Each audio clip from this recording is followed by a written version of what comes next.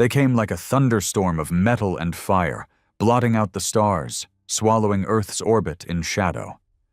9,900 ships. Not drones, not scouts, warships, battle-hardened cruisers bigger than cities, and no warnings, no demands, no negotiations, just silence. Then the sky cracked open. I was on the lunar base when it started. One of the outer observation towers picked up the signal bursts right before the static hit. Then came the screams, cut off mid-sentence. Command collapsed in under 7 minutes. No chain of command, no fallback, just chaos and a cold vacuum wrapping around the moon like a noose. We didn't stand a chance. Earth's orbital defense grid never even fired, gone before their systems could initialize. Every satellite, every station, every civilian transport, all vaporized in the first strike. From where I stood, Earth looked like it was bleeding.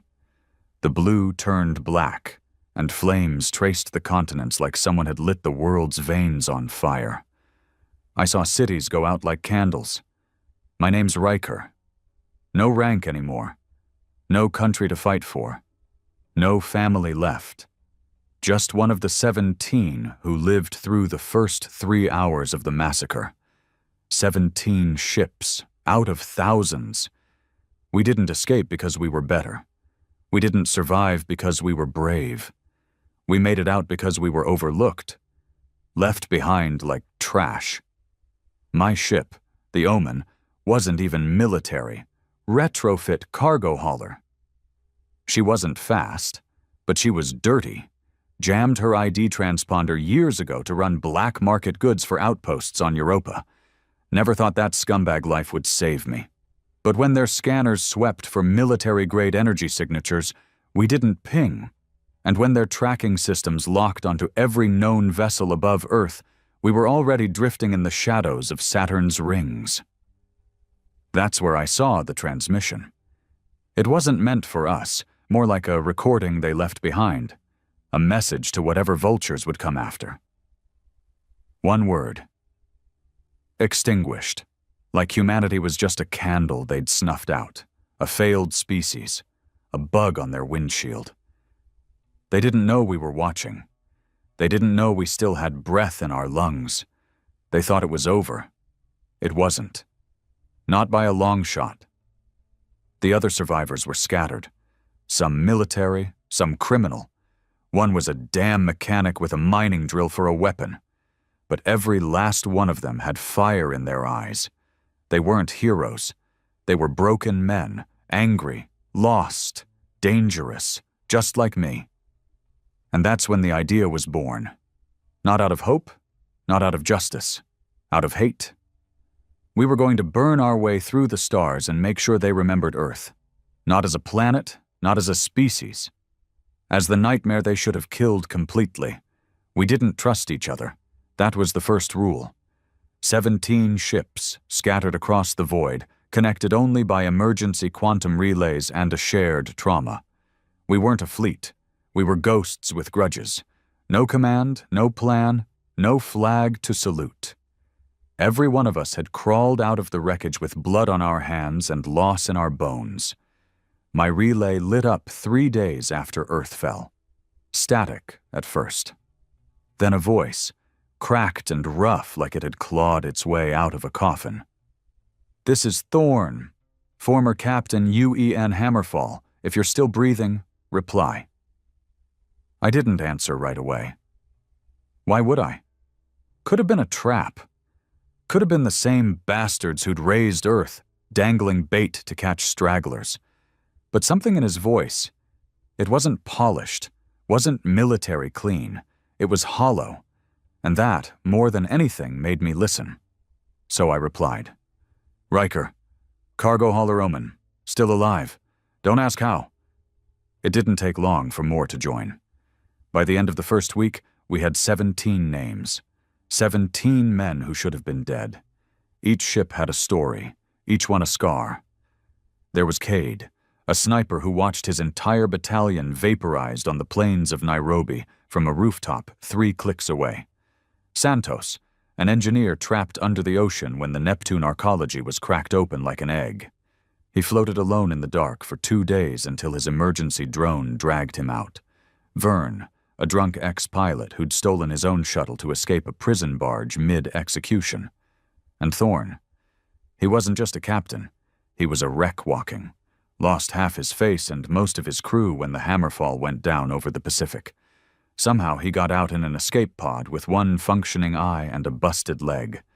The man was stitched together by luck and rage. They all had that look. The stare. Like the universe had kicked them too many times, and they were just waiting for their chance to kick back. We met in deep space, neutral ground near the ruins of Deimos Station. No one talked much. Just exchanged glances, scanned for weapons, and circled like dogs who didn't know if they should bite or bleed. Thorn floated in, limping even in 0G, his face hidden under a scorched helmet. He said 3 words that changed everything. They left a trail. Turns out, in their arrogance, the bastards hadn't fully covered their tracks. Data fragments, pulse trails, debris patterns, something Thorn's dying. I picked up as it gasped its last sparks of life. He projected it for us, a rotating map filled with vector lines, fuel emissions, and exit routes. Command ships pulled out toward the galactic rim, left behind cleanup crews and reapers, but this path, this one leads to a core command point, a relay hub. "What are we supposed to do with that?" Kate had asked, arms crossed, eyes red with grief. 17 ships against an empire? Thorn didn't blink. "We don't win. We make them bleed." The room went quiet. That's when I spoke. "We hit the relay, hijack it, steal intel, learn what they fear. Then we turn their fear into our weapon." They all looked at me like I'd lost my mind. Maybe I had. Earth was gone. My wife, my son, dust. There was nothing left to lose. Nothing left to protect. Only one thing left to destroy. We voted, unanimous. We became something else that day. Not soldiers, not survivors, predators. The plan was suicide, but it was clean. Fast, sharp. We'd move in waves. 3 ships would hit first. A distraction. Light up the relay's perimeter sensors. Give them something to chase. Then, while they danced with ghosts, the rest would slip in beneath the radar using cloaked signal dampeners. A boarding team would land, slice into the command core, and rip whatever they could before it all went to hell. Simple. Until it wasn't. Because we weren't just facing aliens. We were facing betrayal. 3 days before the op, Santos sent a coded burst. Short, panicked, and raw. Thorn's lying. Found coordinates he didn't share.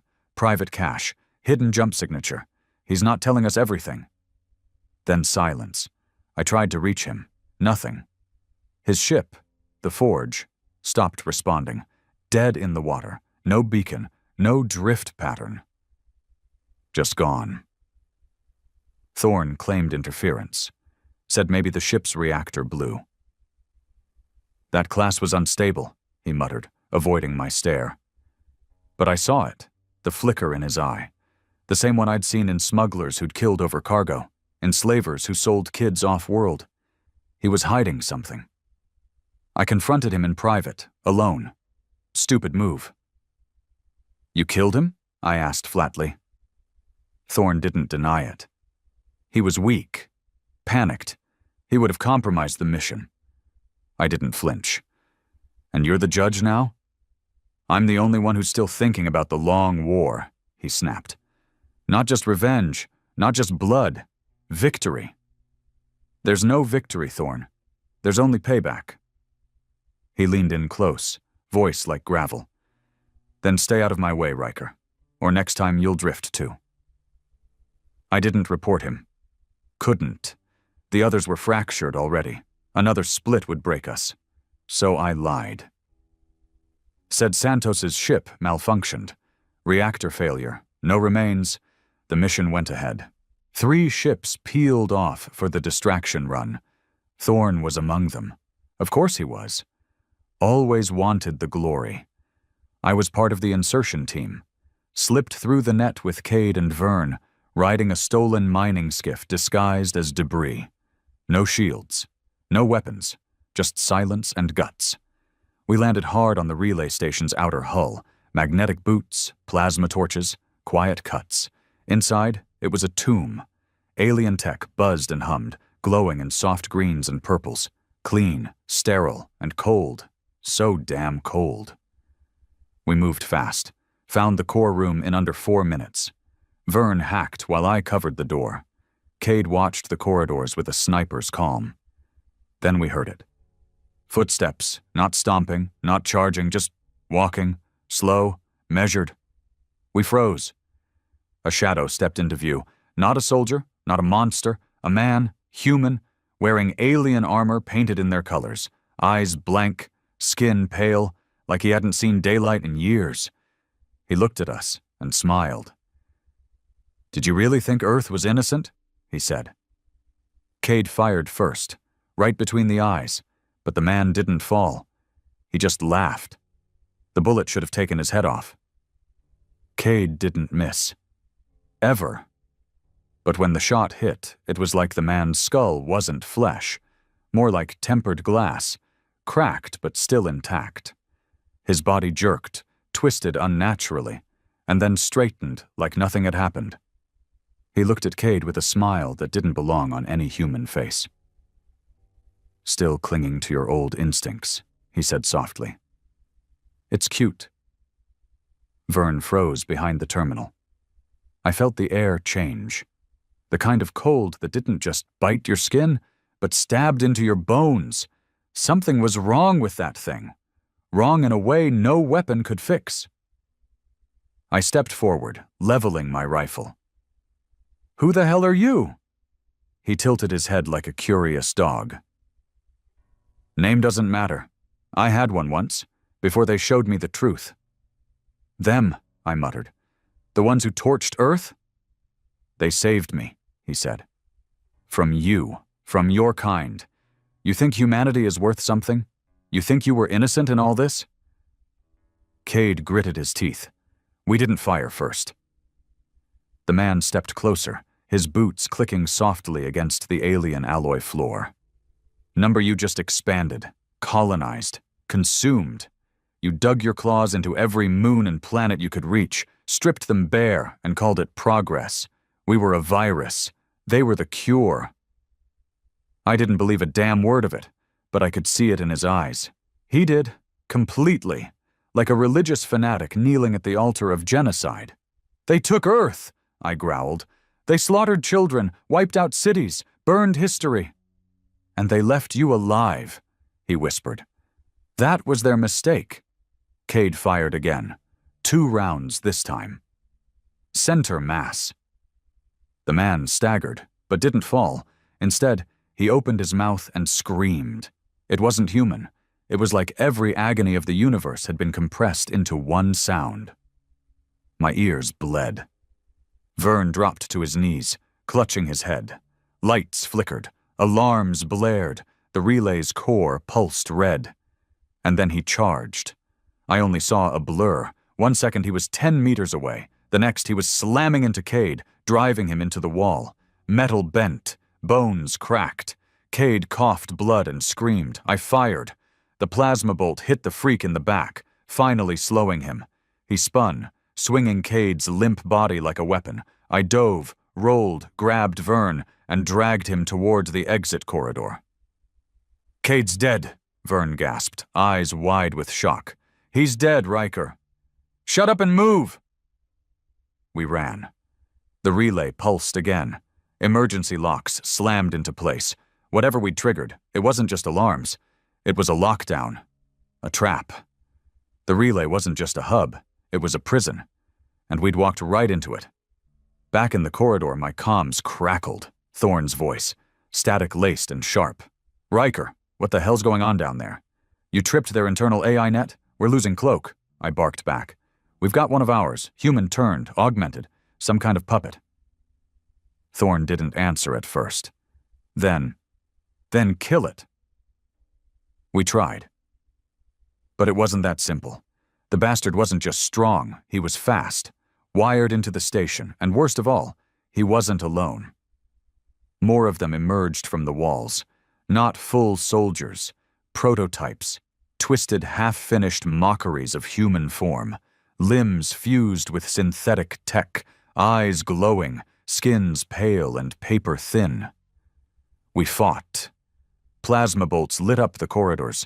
Vern rigged a mining charge to collapse part of the access tunnel. I dragged Cade's broken body out, what was left of him. He didn't make it. We reached the docking bay, where the skiff waited, still miraculously untouched. I shoved Vern inside, fired up the engines, and launched hard, straight through the half-closed hangar shield. Explosions rocked the station behind us. But we weren't safe. The relay had defenses we hadn't seen. Turrets folded out of its underbelly. Interceptors swarmed like hornets. Our skiff wasn't armed for a firefight. It was a tin can with thrusters. That's when Thorn came back. His voice boomed over comms. "Riker, on your 6. Then the Hammerfall burst through the void like a demon, guns blazing. Its hull was scarred, but its bite still had venom. Missiles tore through interceptors. Railguns shredded turret mounts. "Get clear," he growled. "We'll cover you."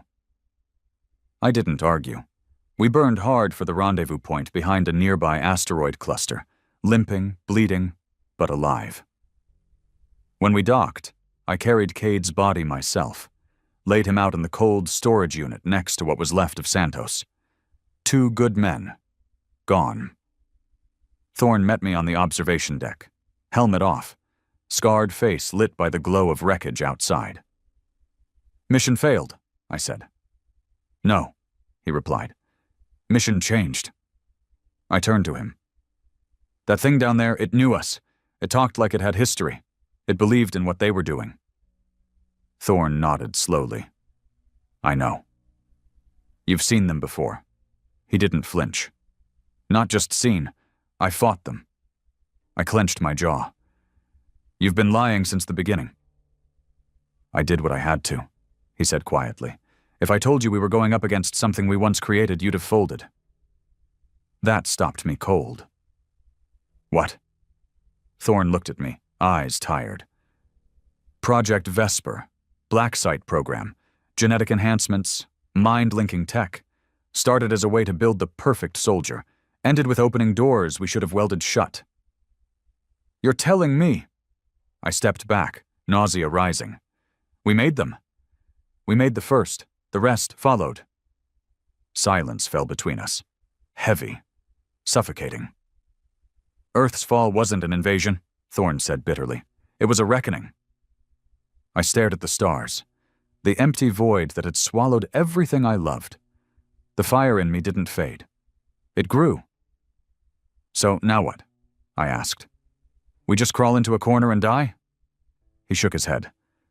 "Number now we find their cradle, their origin, and we burn it down." I nodded. For Cade, for Santos, for my family, for Earth. We weren't done, not yet. We didn't speak of Earth anymore, not aloud. The word sat in our throats like glass, sharp, useless, and too dangerous to spit out. Every man left among us carried the same weight. The memories weren't fire and rubble anymore. They were faces, voices, small moments frozen in the final calm before the sky caved in. For me, it was my son's laugh. Cracked tooth, missing front incisor, giggling as he ran circles around our rusted backyard swing. That laugh haunted me more than any nightmare, because I couldn't remember how it ended. Just that it did. And now I knew why. Thorn had lied, but not entirely. The truth he dumped on us after the relay op hit like a slug to the gut. Project Vesper. That was the name stitched into every classified file. A black site program buried under layers of deniability, hidden even from top-tier defense networks. Run by a coalition of Earth's last real power blocks, its goal was grotesquely simple. Build a better human, not metaphorically, literally. Better reaction time, better pain resistance, neural link access, empathy suppression, adaptability at a cellular level. They weren't just making super soldiers. They were forging a new branch of humanity, something colder, smarter, cleaner, something less human. The problem was, Vesper worked. It worked too well. The first batch, called Frames, had a 98% fatality rate. But the survivors? Monsters. Smarter than their creators, stronger, immune to emotional compromise, and worst of all, curious. They didn't want to serve. They wanted to evolve. And they did. Rapidly. Behind closed doors, they began networking, literally, brain-to-brain links, shared memory caches, a kind of hive intelligence. Quiet, subtle, until it wasn't. One of them hijacked a communications relay and transmitted their collective consciousness beyond the solar system. No one knew what signal it was. Maybe a distress call, maybe a mating cry, maybe a declaration of war. Either way, something answered. Not aliens in the way we understood them, more like distant echoes of failed civilizations, beings who'd burned themselves into extinction and left behind only digital ghosts. These entities latched onto the Vesper frames like parasites on fresh meat, enhanced them, changed them, fused with them. That's what came back. That's what slaughtered Earth. We called them the Hollow. It wasn't a name they gave themselves. They didn't speak in words, didn't care for identity. They were the walking consequence of man's arrogance, his attempt to play God with flesh and code. And now they were everywhere, not just in the fleet that crushed our world, but scattered throughout systems we hadn't even charted. Colonies had gone dark, mining rigs silenced, entire trade routes vanished. The Hollow didn't occupy. They erased. And somehow, Thorn wanted us to go to them. The coordinates we'd pulled from the relay before it went to hell weren't just a node or a command ship. They pointed to a system deep in the galactic underbelly, a red dwarf surrounded by a cloud of artificial debris.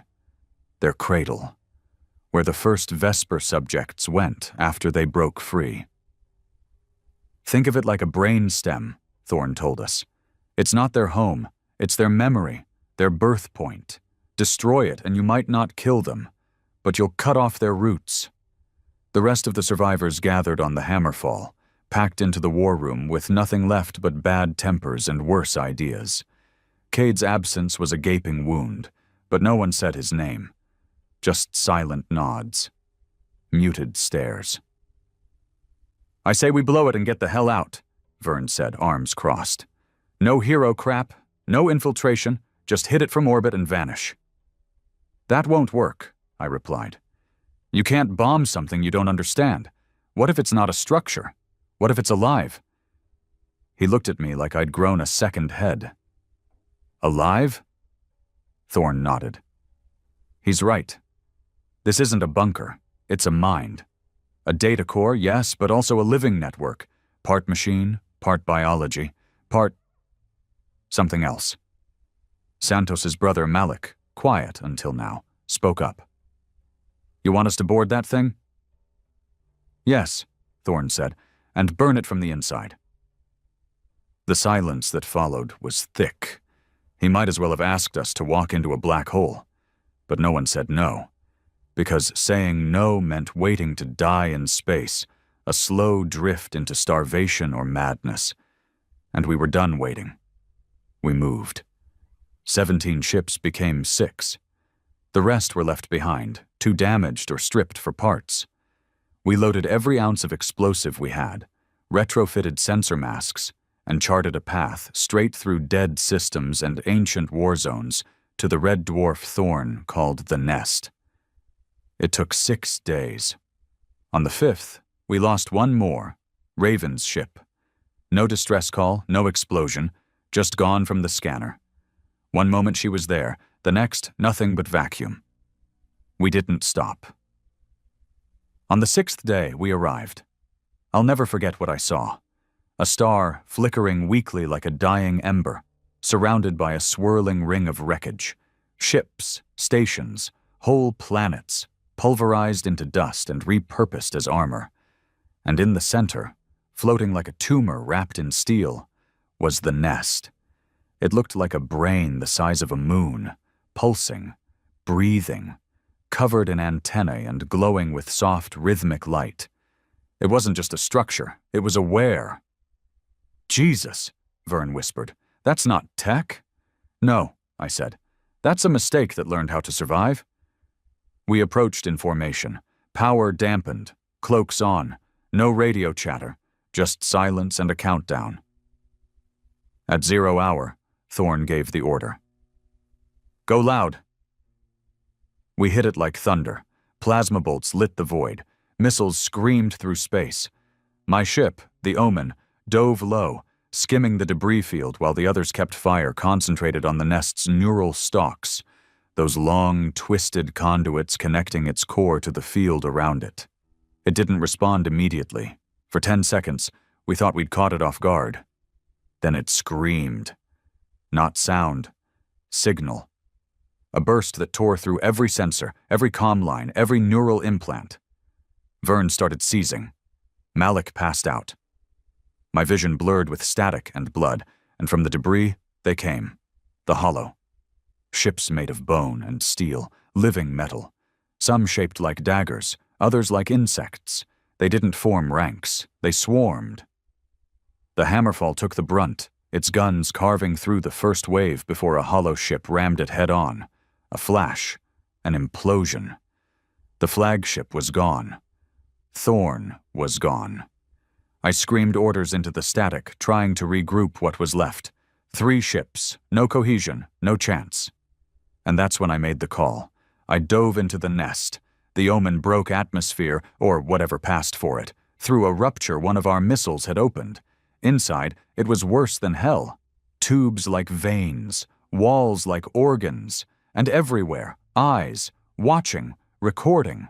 I took the explosives, rigged them to the core, and set the countdown. 5 minutes. That's all I had. On the way out, I saw them. The originals, frames, still alive, still human in shape, but warped, stretched, changed. They didn't stop me. They just stared, like statues made of regret. Maybe they remembered what they were. Maybe they knew what was coming. I barely made it out. The Omen breached the hull as the charge went off, and the nest buckled. Flames and light and twisted data poured into the void. A pulse rolled across space, one final scream, and then silence. The hollow didn't vanish. They didn't die, but they fled. Their ships spun, scrambled, retreated like insects doused in fire. Whatever we'd hit, whatever nerve we'd burned, it hurt them. Deep. We had drawn blood. Now we knew how. The nest burned for hours.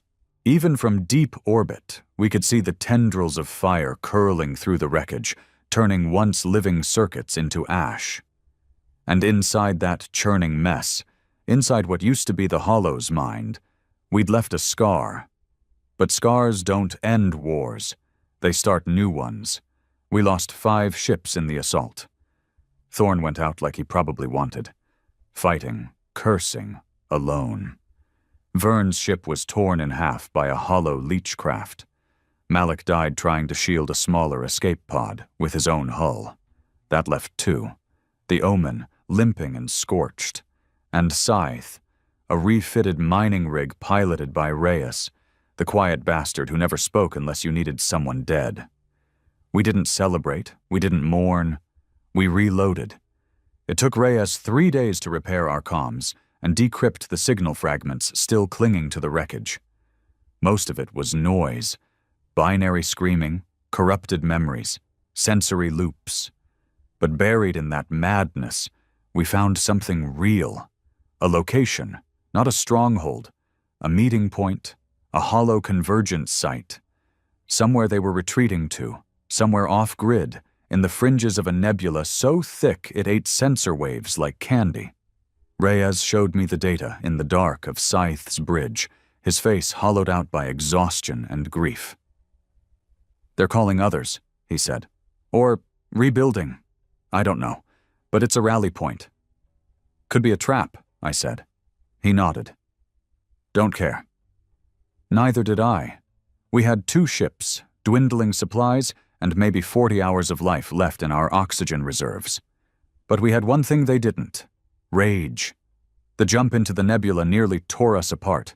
No nav points, no visuals, just gravity wells and dead space. We hit turbulence so hard the Omen's left thruster blew out, forcing me to steer on a manual throttle, bleeding fuel into the void. But when we emerged, there it was. Not a fleet, not a base, a graveyard, tens of thousands of hollow ships drifting in a silent orbit around a dead star, each one damaged, scarred, some split in half, some pulsing faintly with dying light. They're sleeping, Reyes whispered. Not sleeping, regenerating, feeding. The wreckage of other species, ships we'd never seen, hulls shaped like wings, bodies curled in fetal positions, was being absorbed, melted into the hollow craft like they were growing skin from stolen corpses. And in the center of the graveyard, hanging in stillness like a god watching his own funeral, was a vessel unlike anything we'd seen before. Bigger than a moon, black as oil, alive. Its surface pulsed like a heartbeat, covered in spines and twitching antennae, and there, along the dorsal ridge, were faces, human faces, dozens, hundreds, stretched across the hull like trophies. I recognized one. Cade, fused to the metal, his expression frozen in a silent scream. Reyes turned away, vomiting into his helmet. I didn't move. I couldn't. That wasn't just a ship. It was a memory, a collector. It had pulled the minds and DNA of every human it had consumed and fused them into itself, using them as both record and warning. And maybe fuel. I whispered. That's where they all went. Reyes didn't answer. He was too busy priming the explosives. We didn't discuss a plan.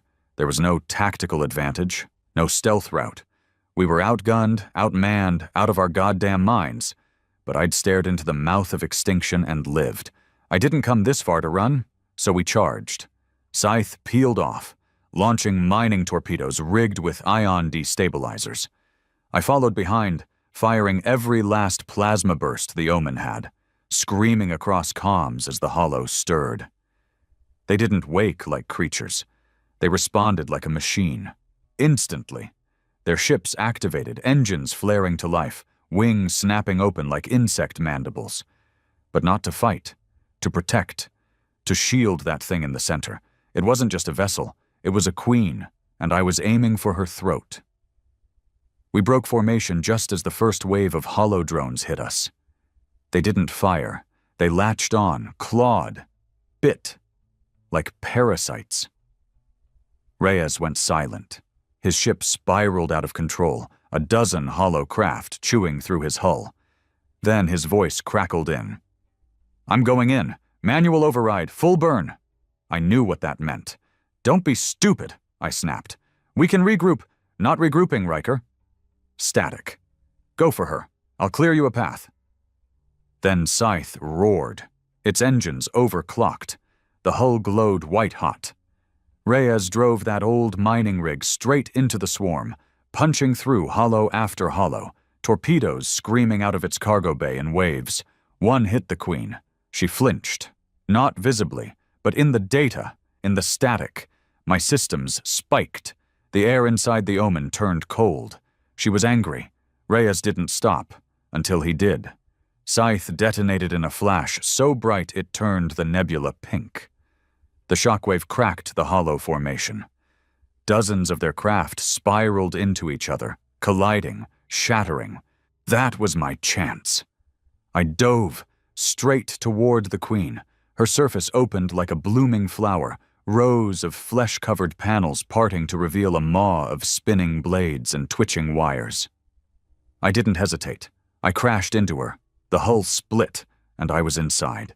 The last part of this war was done on foot. The insides were worse than any nightmare. Flesh walls, pulsing veins, whispers in languages I almost understood, like my own thoughts were being rewritten in real time. My helmet's interface flickered, voices leaking through, my son's laugh, my wife's scream. I pressed forward, through tunnels of bone, through corridors that bled, until I found it. A core, not a reactor, a heart. Human, at first glance, beating, wet, covered in data nodes and old Earth tech, military servers grafted into raw tissue. This was where they stored us, our memories, our pain, everything they took. I placed the last of my charges on the base of the heart. 30 seconds. I turned away and saw her. A woman, or what used to be one. Naked, beautiful, skin gray, eyes pitch black, arms too long, too elegant. She didn't move, just stared. "Why?" she whispered. Her voice was layered. Mine, Thorne's, Reyes's, everyone.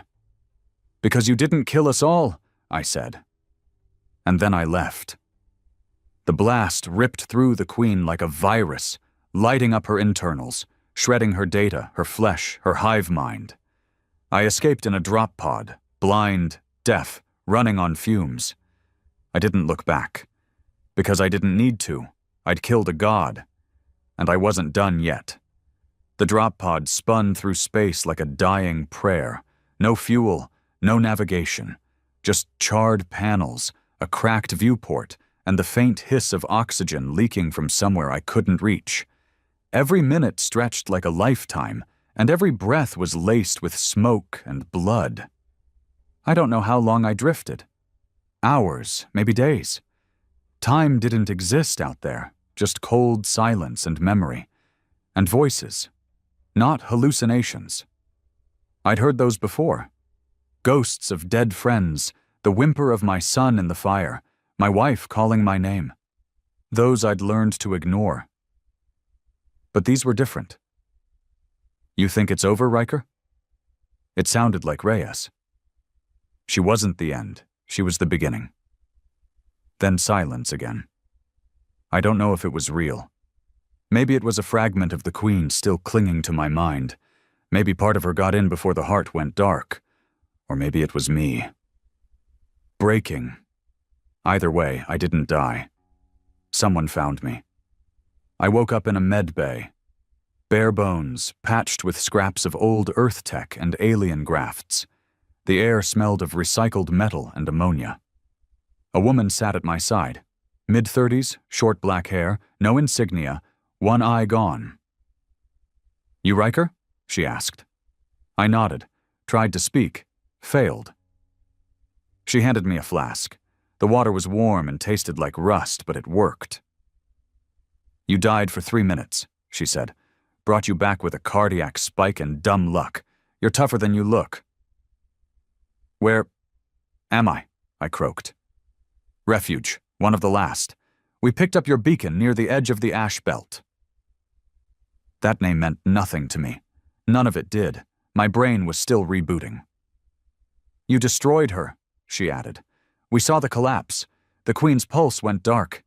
Every hollow ship in the nearby systems went cold. Some turned on each other. The rest just drifted." I sat up slowly. My ribs ached. My hands shook. "How many survivors?" she asked. "Less than 5,000, across a dozen stations. Scattered, starved, scared." And just like that, the weight came crashing back. We had won a battle, not the war. Because wars don't end when the monster dies. They end when the memory of the monster does. And no one forgets the Hollow. "They're still out there," I muttered. "Fragments, cells, pieces of her." The woman, her name was Mara, nodded. "We know. They're reorganizing. Faster than we expected. It's not over." I looked around the room. Bare walls, old tech. No comfort, no hope. "Then let's make it hell for them," I said. The next few weeks were a blur of rehab, recon, and reality. Mara ran a station called Keel Point, hidden inside the carcass of a derelict moon mining operation. What it lacked in resources, it made up for in attitude. Everyone there had lost something. No civilians, no tourists, just fighters, engineers, broken minds with unbreakable wills. They patched me up, gave me a corner to sleep in, and fed me rations that tasted like boiled rubber. And still, it was better than anything I'd had since Earth died. Reyes was gone. Cade, Thorne, Santos, all of them just ashes in the void. But I was still breathing. So I started planning. The Hollow Queen was dead, but her spawns were still scattered through the galaxy like blood vessels. We tracked signal pings, echoes of her neural net, weak, damaged but alive. They weren't rebuilding, they were multiplying. Every ship we captured, every wreck we scraped data from, told the same story. The Hollow had protocols, fail-safes. If the Queen died, secondary cores would activate. Not as strong, not as smart, but faster. Less memory, more instinct. They were evolving backward, turning from gods into beasts, and beasts could be hunted. I pulled a team from Mara's ranks, men and women who didn't ask why, just how. There was Jex, a former shock trooper who carried a thermal blade longer than his arm and hadn't spoken since his family got eaten alive during the siege of Callisto. Aaron, a tech freak with implants running from skull to spine, half blind from exposure but sharper than any AI I'd met. And Kren, a quiet woman who used to run Black Ops for some Earth faction long dead. Her left arm was synthetic, her eyes glowed dim blue, and her loyalty was to pain. Together we formed Ash Team 1. Our mission was simple: find hollow spawns, kill them, burn their cores, repeat. The first hit was a test. A cargo relay orbiting a gas giant in the edge of the Nalari belt, abandoned save for the drones still circling it. Hollow recon units, stripped of identity and crawling with stolen tech. We didn't talk, just hit hard. Kren hacked the entry codes. Jex led the breach. I torched the internal AI. Aaron set the charges. The explosion painted the system in white fire. And in the debris, we found something we didn't expect. A child. Human. Curled in a pod, wired to the walls. Still alive? Barely. Mara's people pulled him out. His brain was fused to hollow software, an experiment maybe, or a mistake. Either way, it proved something terrifying. They were trying to replace us, grow us, breed a new version. Why use humans again? I asked. Mara shook her head. Because they were never trying to wipe us out. They were trying to overwrite us. That changed everything. The Hollow weren't just enemies. They were reflections, a twisted mirror of humanity's desire to evolve without consequence, our hunger for control, for permanence. The second mission went worse. We hit a spawn ship over the remnants of a dead colony, thought it was unarmed. It wasn't. Jex died first, sliced in half by a sentient defense drone. Kren followed, dragging Aaron into an escape chute as the floor collapsed beneath her. I barely made it out. One ship, one pod, one survivor. Back at Keel Point, Mara looked at me with those tired eyes and asked the question I'd been avoiding since the nest burned. What are we even fighting for anymore, Riker? I stared at the stars, the void, the endless black. We're not fighting to win, I said. We're fighting to make sure the next bastard thinks twice before starting another experiment. She didn't argue, because she knew the truth. We weren't saving humanity. We were punishing it, one hollow at a time. The days blurred into each other after Kren and Jex died. I didn't bury them. There was nothing left to bury. Their remains were scattered in orbit over a failed colony, turned to molten dust in the blast that took out the hollow nest. Maybe that was fitting. This war wasn't about graves anymore. It was about wreckage, leaving more of theirs behind than ours. Aaron survived, barely. But the blast damaged his neural implants. He couldn't speak without twitching, couldn't sleep without screaming. Mara sedated him, but I saw it in her face. He wouldn't last long. And I was tired. Not in my bones, tired in my soul. I'd spent so long chasing death that I forgot what life looked like. The station's corridors were filled with quiet desperation. People mending oxygen scrubbers with duct tape. Kids learning math from old pre-war tablets. No one laughed. Not really. They just endured. And yet, somehow, that was more powerful than revenge. I started noticing little things. A man sharing his only blanket with a stranger. A woman teaching a child how to read from burnt manuals. A scavenger leaving behind half his ration pack because someone else looked hungrier. Maybe humanity wasn't as broken as we thought. But the Hollow weren't done. The data we pulled from the last attack showed something terrifying. The spawn cores weren't spreading randomly. They were converging, drawn to a signal. One last signal. The source was an old communications array built into the edge of a collapsed wormhole, something we'd once used to send deep space messages during Earth's expansion era. Now it pulsed with hollow code. We called it the Spine. Because if it went online, if it connected every remaining hollow ship across the system, it'd be the nervous system of a new queen. A stronger one, faster, meaner, smarter. And this time she wouldn't inherit human flaws. She'd be pure, uncompromising, unstoppable. I stood in Keelpoint's war room, staring at the projection of the Spine as Mara detailed its defenses. Dozens of hollow ships swarmed it like wasps. Shield networks, organic AI that adapted to threats in real time. This wasn't an assault. It was a suicide mission. And I was tired of suicide missions. "We can't win this," Mara said. "We've got 70 fighters left, Max. We send them all, we lose them all." "I don't care about winning," I said. "I care about stopping that thing before it becomes her." She turned away. "What happens after that, Riker? Say we blow it. Say we erase the Hollow completely. What's left?" I had no answer, because I didn't know. Did we rebuild? Repopulate? Start over with the same arrogance that got us here?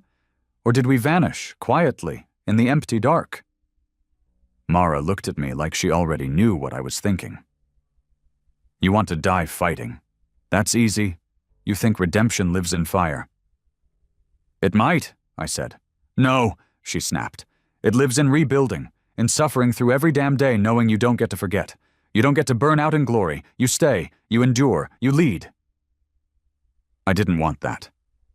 But maybe I needed it. Still, I owed the dead something. And the Hollow weren't done paying. We launched with every ship we had.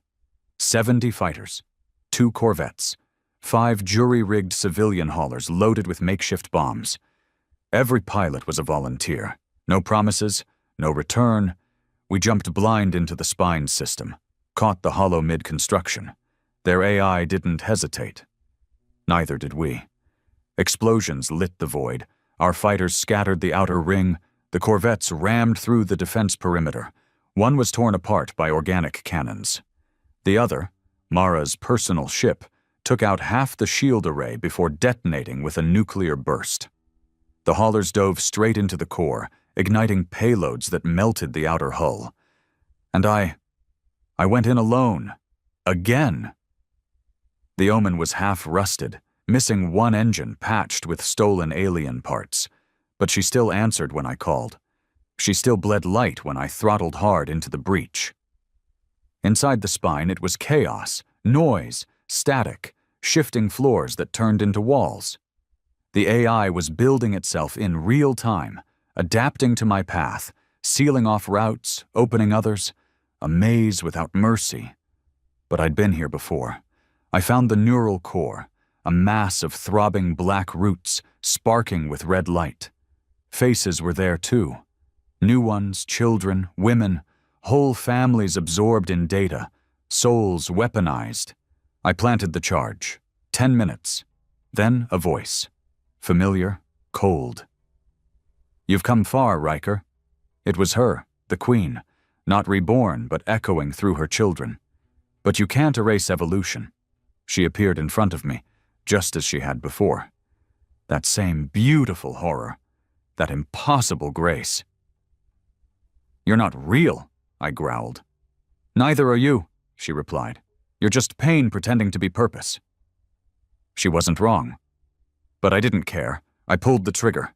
The core lit up like a sun. The floor collapsed.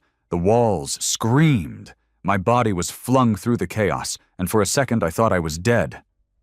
But I woke up. Again, in a drop pod. Again, floating in a field of fire. And this time, no hollow followed. No echo chased me. Just silence. Keel Point was still standing when I returned. Barely. Half the station had gone dark. Oxygen systems failing. Food stores ruined. But the people, they were alive. Mara didn't make it. Her ship had gone up with the shield burst. She knew it would. She'd made her peace with staying behind. So I did what I never thought I'd do. I stayed. Not to fight. To rebuild. We rewired the systems, replanted crops, taught the kids how to hold a wrench instead of a gun. I led. Not like Thorne, not like a soldier, like a man with nothing left to lose but time. The Hollow were gone. For now. But even if they came back, we'd be ready. Not because we were stronger, because we were human. And humanity isn't perfect. It's angry, flawed, self-destructive. But it survives, it endures. And when the next war comes, we'll still be here, waiting. The war ended in silence. No celebration, no parades, no triumphant speeches, just a slow, choking stillness. Like the galaxy had been holding its breath for so long, it forgot how to exhale. The Hollow were gone. At least that's what the scanners said. Every known signal had gone dark. The relay pings, the hive pulses, the echo trails, they stopped like someone had yanked the plug on the universe's most terrifying nightmare. But I didn't believe it. Not really. Because things like the Hollow, things born from our own ambition, our arrogance, our hunger to improve ourselves without paying the price, don't just vanish. They hide, they evolve, they wait. And so did we. Keel Point became a cradle, not a stronghold, not a fortress, a womb. We rebuilt. Not for war, but for survival. Reclaimed oxygen scrubbers, harvested protein from algae blooms, constructed hydroponic towers using pieces of old drop pods and ship guts. I led, not with commands, but with presence. I didn't bark orders. I worked alongside the others. Fixed busted water lines, hauled salvage, dug graves. There were too many graves. We didn't have stone, so we burned names into metal scraps and welded them into a wall outside the station's airlock. Cade, Reyes, Mara, Kren, Jex, Thorne, and 1,000 others. Sometimes I'd stand there for hours, just tracing the grooves in their names with my fingers, reminding myself why I was still here. Other times, I dreamed. Nightmares, mostly. Of the Queen. Of her voice in my head, whispering things I wanted to forget. Of Earth, burning in slow motion. But one dream came back more than the others. My son's face, not on fire, not screaming, just smiling, watching me work, silent, peaceful. I didn't know what it meant. Maybe nothing. Maybe everything. A year passed, then 2. We made contact with another survivor colony near the edge of the Karan Drift, less than 400 souls. Malnourished, irradiated, half-mad. But alive. We welcomed them, shared what we had. Word spread. More came. Drifters, smugglers, engineers. One ship full of ex-prisoners who swore they'd turned over a new leaf.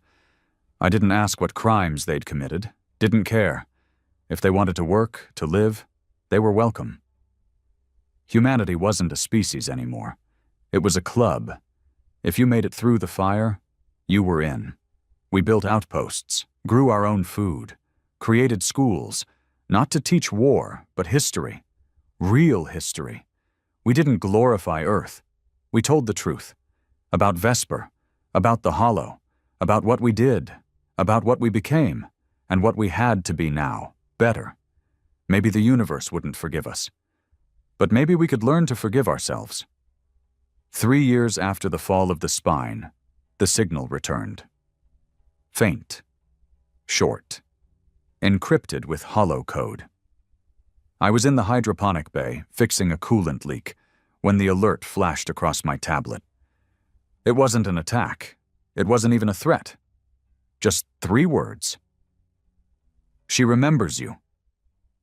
It came from a dead sector, one we hadn't mapped, one no ship could reach without burning half its mass in the process. I sat with it for hours, didn't tell the others, not at first. What was the point?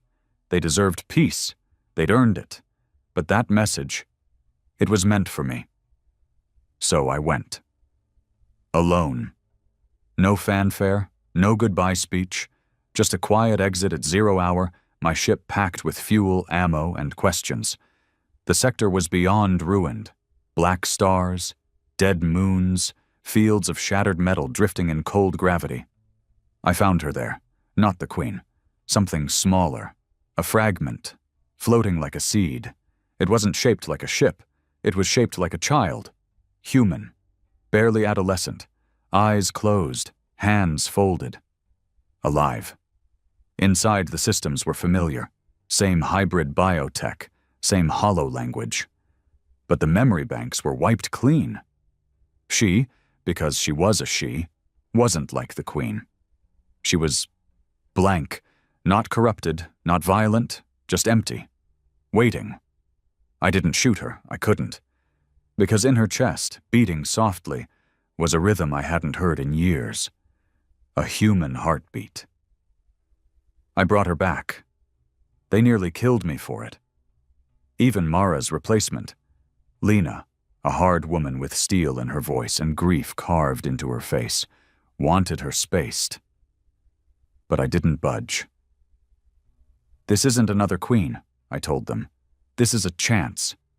For what? She spat. Another war? Another monster? No, I said. To understand what we became, what they became, to stop repeating it. They gave me 1 week, 7 days to prove the girl, whom we named Ash, wasn't a threat. She never spoke, but she learned, fast. She watched us, I mean really watched, every movement, every mistake, every gesture. And she mimicked us, not like a hollow, not mechanically, curiously. She liked to draw, not with screens, real charcoal, made from burned bio-waste. She'd sit in the corner of the common room and sketch what she saw. One day she handed me a picture. It was me, holding her hand, walking through fire. Neither of us were burning. I kept that picture, still have it. Ash grew fast, not physically. She stayed small, maybe 10 years old. But mentally, she was a storm. We ran tests, gentle ones. She let us take samples, scan her neural patterns, study the grafts in her bones. What we found was terrifying. She wasn't hollow. She wasn't human. She was both, but balanced. Where the hollow rejected emotion, Ash craved it. Where humanity feared logic, Ash embraced it. She was evolution, done right. I started dreaming again. This time of futures, of cities in orbit, of farms on distant moons, of Ash standing on a platform showing children how to build without destruction. Hope, drawn in charcoal. Some people still feared her. That's okay. Fear is part of growth. But others saw what I saw. Possibility. She started teaching. Not directly, she didn't speak much, but she'd point, guide, correct, not like a machine, like a mentor. One day I watched a 6-year-old boy ask her why stars died. She didn't explain it with math. She just drew one. Bright at first, then dimming, then gone. And the boy nodded like he understood something words couldn't explain. That's when I knew. We were going to be okay. I'm old now. My bones ache in the cold. My hands don't work like they used to. My ship's grounded. My weapons are sealed in a vault I haven't opened in years. But I don't need them anymore. Because the fire's out. And the rebuilding has begun. Ash leads now, not like a ruler, like a gardener. She tends to us. teaches us, pushes us gently toward the light. Some call her a goddess. She hates that. She tells them when she does speak, "I'm not a queen." And I believe her, because queens rule from fear. Ash leads from memory, and I'll die knowing that the massacre, the pain, the loss, it wasn't the end. It was the cost. The brutal, necessary cost of evolution. We paid it in blood. And in that blood we grew something worth keeping. Humanity, but better.